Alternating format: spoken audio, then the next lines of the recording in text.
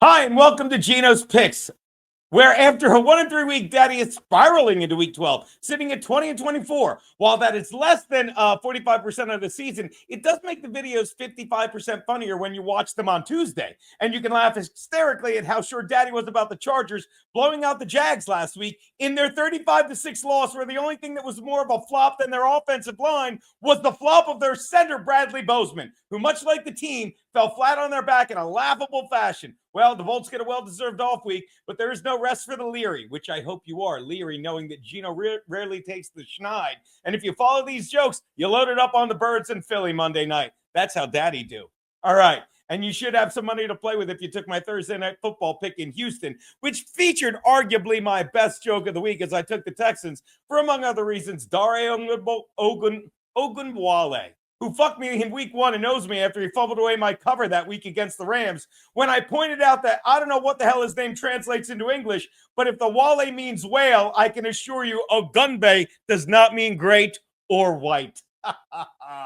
That said, let's use last night's winning to get you a little blacker for this Friday. My first pick, the Packers are laying 6.5 to the Vikings at Lambeau. I'm laughing at the DJ.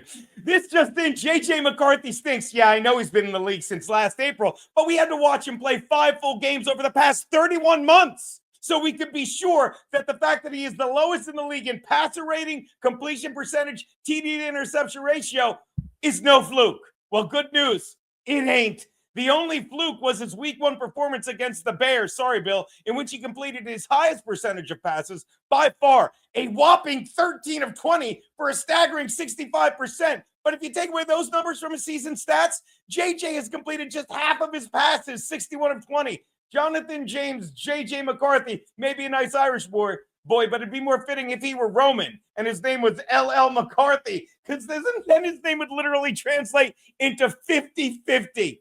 Packers don't miss a beat going from Jacobs to Wilson at running back, and Lambeau in November ain't friendly to this Irishman. Give me Green Bay. I'll lay the 6 and a hook.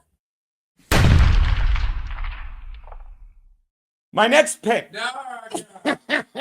The Falcons, damn it, Steve, are getting 2 and hook from the Saints in New Orleans. With the season-ending injury to Michael Penix Jr., Kirk Cousins is in the lineup doing what he does best, playing with less pressure than the cabin of a FedEx plane and with slightly better distance when he takes to the air. Thanks, Garrett. Not only is the current ATL QB job no longer his, but Atlanta has all but admitted signing him last year was an absolute waste. Maybe they should pay him the remainder of his 4-year, $180 million contract with the Falcons in pennies, because that too is dead fucking money. Look for Cousins to do what he does best. Win a game after his job is already lost, as he reminds everyone how good he is in games that have about as much value as that aforementioned penny. Give me the Falcons and the 2 and a hook they're getting.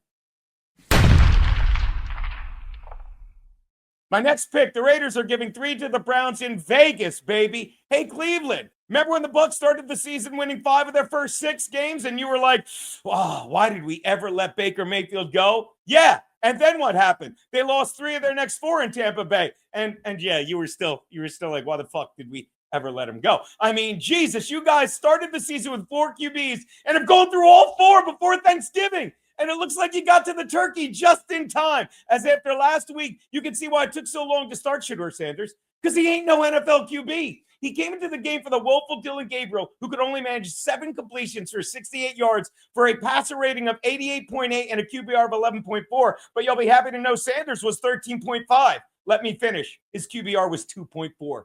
Because his passer rating was 13, which explains why 31 teams repeatedly passed on him on draft night. He completed 4 of 16, 2.9 yards a pass every time he dropped back, and scrambled twice, losing 27 yards on 2 sacks. Oof.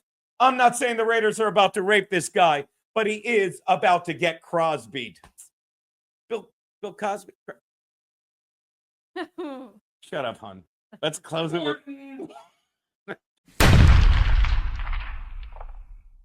Which brings me to my double your money Monday night bet. The Niners are giving 7 to the Panthers in San Fran.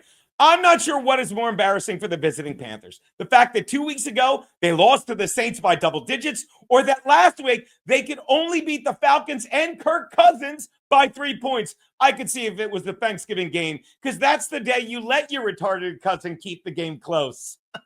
Regardless, the Panthers are not that good. Not that good a team. And the Niners with a healthy Brock Purdy, giving Carolina a healthier dose of Greg Kittle. This game ends the same way that Cousins Thanksgiving always does, after he vanishes with that odd uncle, with him saying, that Purdy man did something naughty to me.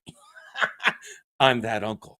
Take the Niners, lay the 7. Those are Geno's picks.